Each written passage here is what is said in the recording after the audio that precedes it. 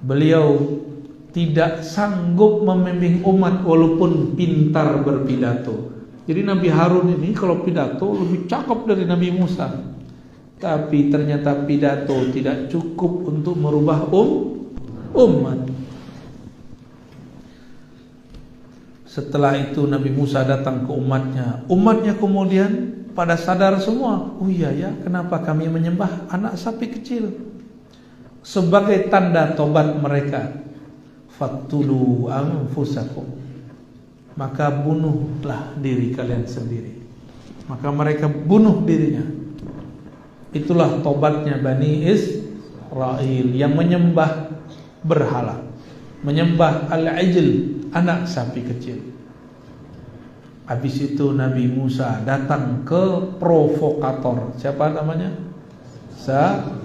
Samiri, Musa bin Sam'un as-Samiri. Nabi Harun jenggotnya ditarik. Yang syirik mereka disuruh bunuh diri. Tapi giliran Sam'un, Musa bin Sam'un, Nabi Musa cuma ngomong gini, ma khatbuka ya Samiri, apa yang kau katakan wahai Samiri? Kok jadi lembut? Kok enggak keras? Kok enggak jenggotnya ditarik? Kalau perlu kepalanya dipukul? Enggak. Ternyata Nabi Musa dapat wahyu. Itu bukan musuhmu hai Musa. Itu musuh umat Muhammad di akhir zaman.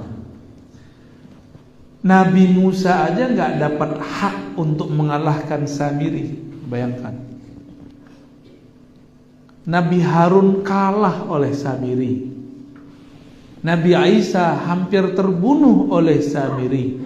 Nabi Zakaria dibelah badannya waktu masuk ke dalam pohon oleh Samiri. Ashabul Kahfi hampir terbunuh oleh Samiri. Samiri semua itu yang bekerja itu.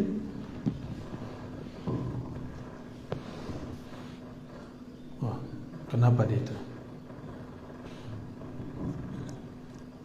Ada kecoa kali ya? Serius amat Pak. Ya, lagi membayangkan Samiri ya. Ada yang tidur nggak? Terkecaplok sama Samiri itu. Bangun, ini cerita penting, ini cerita sahih, ini kisah sahih. Nabi Isa itu dikhabarkan, hei Isa, di tanganmu lah nanti Samiri terbunuh. Samiri juga dapat kabar waktu dia masih kecil, Nabi Musa juga masih kecil, Jibril datang ke Samiri. Itu Jibril bawa dan ngasih kabar, hei Samiri, nasibmu nanti berakhir di tangan Isa. Maka si Samiri ini dia pergi setelah dibentak Nabi, bukan dibentak, disapa Nabi Musa, dia kemudian pergi. Tak tahu dia melalang buana kemana. Dia sedang mempersiapkan diri untuk membunuh sosok namanya Isa. Maka dia pelajari siapa saja yang membersamai Nabi Isa.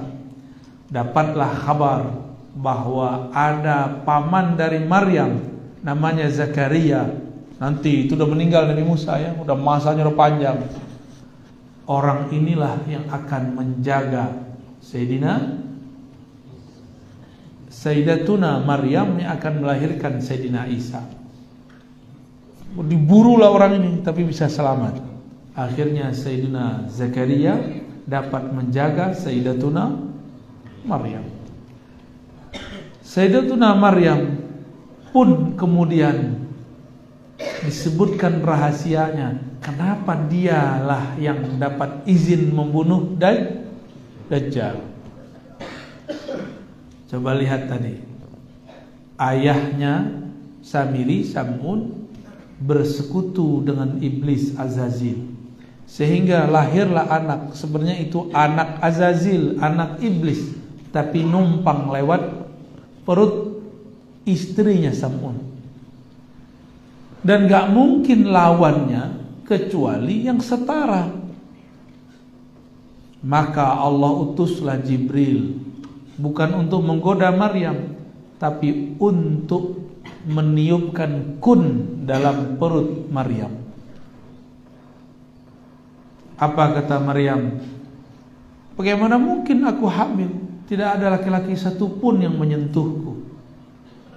Bahkan beliau mengatakan, A'udzu birrahman, aku berlindung kepada Allah yang Rahman, in kunta taqiyya, wahai orang yang jika kamu benar-benar bertakwa. Ini orang mesti nyamar jadi cowok. Jadi cowok paling keren di dunia. Tapi Sayyidatuna Maryam enggak berpaling. Dia tetap dalam zikirnya. Ketika dikabarkan, inilah kehendak Allah kepadamu wahai Maryam, barulah kemudian dia terima. Maka di dalam perut Sayyidatuna Maryam muncullah janin Nabi Isa. Ada ayahnya? Enggak ada. Maka wajar kalau ada kelompok yang mengatakan Isa ibnullah, karena enggak ada bapaknya. Wajar, karena mereka mikirin kalau punya anak mesti ada bapaknya. Mereka lupa Nabi Adam enggak punya ayah, enggak punya ibu. Jadi itu, ya enggak? Sayyidatuna Hawa punya ibu enggak? Bapak doang. Mau Pak begitu? Tiba-tiba kita punya anak, gimana? Emaknya enggak ada, dapat beban doang. Sedangkan Sayyidatuna Maryam ada ibunya Maryam, tapi tidak ada ayahnya. Lahirlah Sayyidina Isa. Hanya sosok begini yang bisa mengalahkan siapa? Tapi dengan perintah imam di kalangan umat akhir zaman. Nah, ini canggihnya di situ. Nabi Muhammad SAW diberikan kabar bahwa di saat sosok yang bernama Yesus atau Isa disalib, itu bukanlah Nabi Isa. Wa ma salabuhu, tidaklah mereka menyalibnya. Wa ma qataluhu, tidaklah mereka membunuhnya.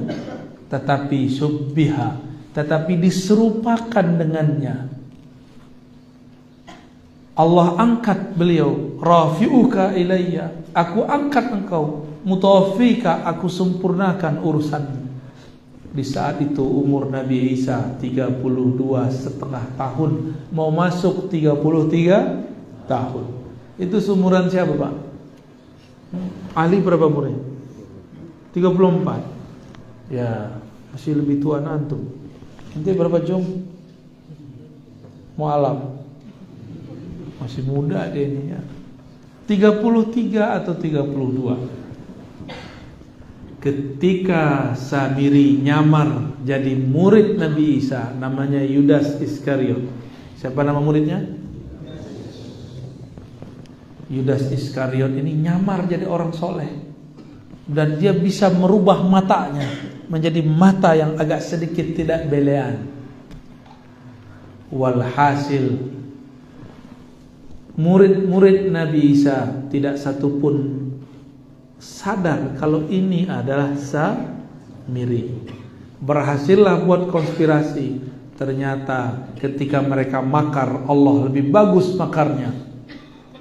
Dia makar ingin membunuh Nabi Isa ketika tidak ada orang.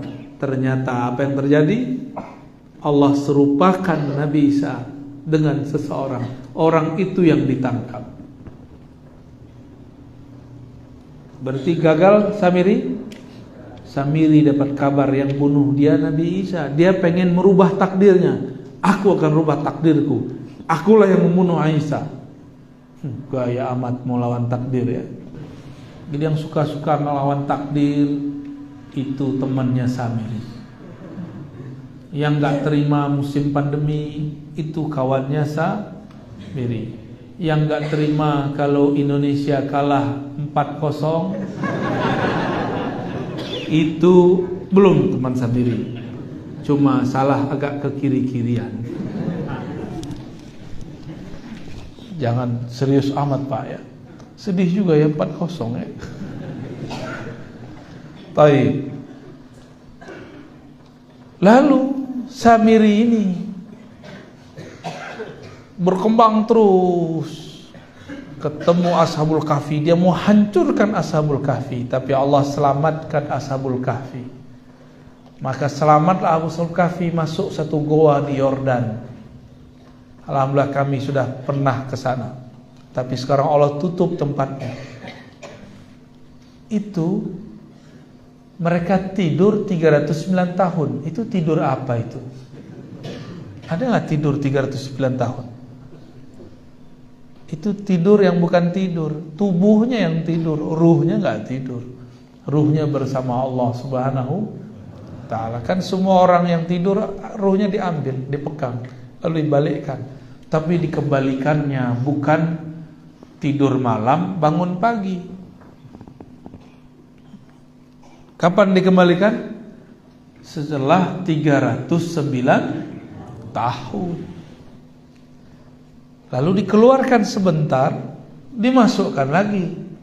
Pertanyaannya, ada nggak hadis yang menyebutkan Ashabul Kahfi mati?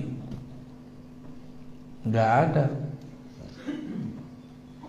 Oleh karena itu, dalam hadis-hadis yang dikumpulkan Imam Qurtubi dalam kitab Tazkirah, beliau menyebutkan bahwa di akhir zaman Allah bangunkan kembali Ashabul Kahfi. Nanti dia berjuang bersama Imam Mahdi, Nabi Isa melawan Ya'juj Ma'juj, bukan melawan Dajjal. Dajjal nanti urusan kita. Ternyata Ashabul Kahfi ini pengikut Nabi Isa. Hidupnya antara Nabi Isa diangkat dengan Nabi Isa, Nabi Muhammad diutus. Di antara itu.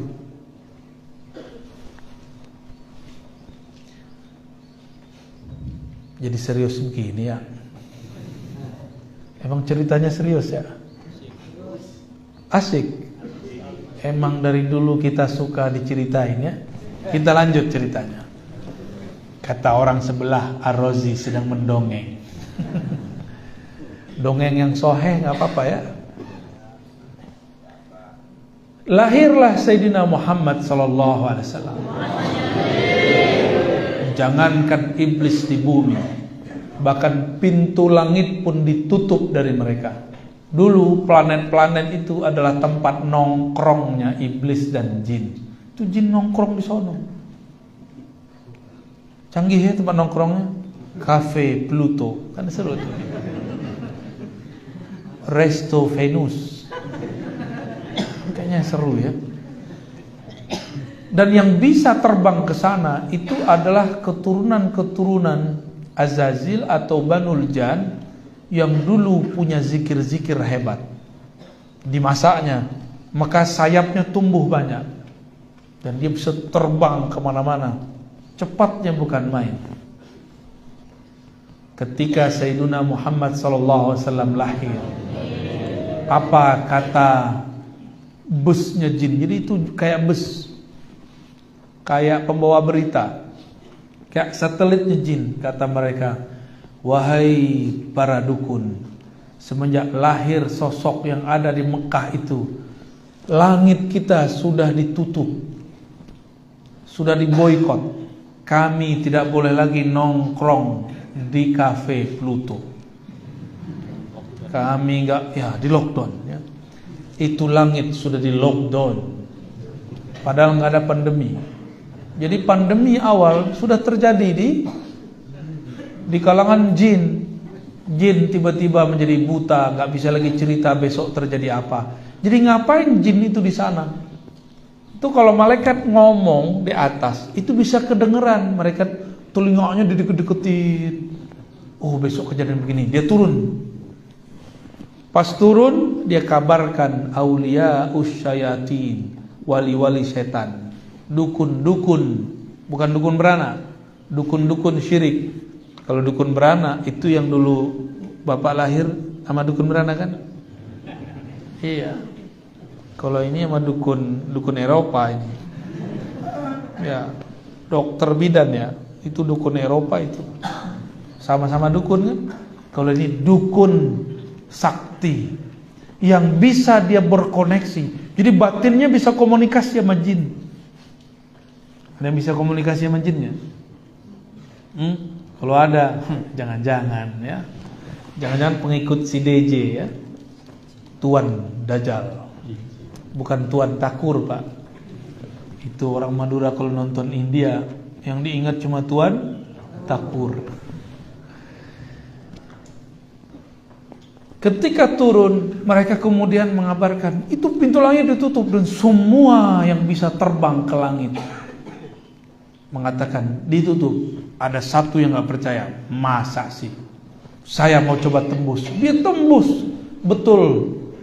Itu atmosfer lewat sama dia. Tapi apa yang terjadi? Baru saja keluar bumi, tiba-tiba malaikat tembak dia pakai ketapel. Cung. Dalilnya mana? Ada dalilnya, surah Al-Mulk. Walaqad zayyana as-samaa'a ad-dunya bimasabiha wa ja'alnaha rujuman lisyayatin. Saya ngarang atau ada dalilnya? Orang yang ngarang ini, bukan Ar-Razi yang ngarang. Itu bintang-bintang meteor-meteor dijadikan rujuman untuk nembak setan-setan nakal. Jadi jin itu kalau nakal langsung jadi setan. Kalau dia benar, dia langsung jadi muslim.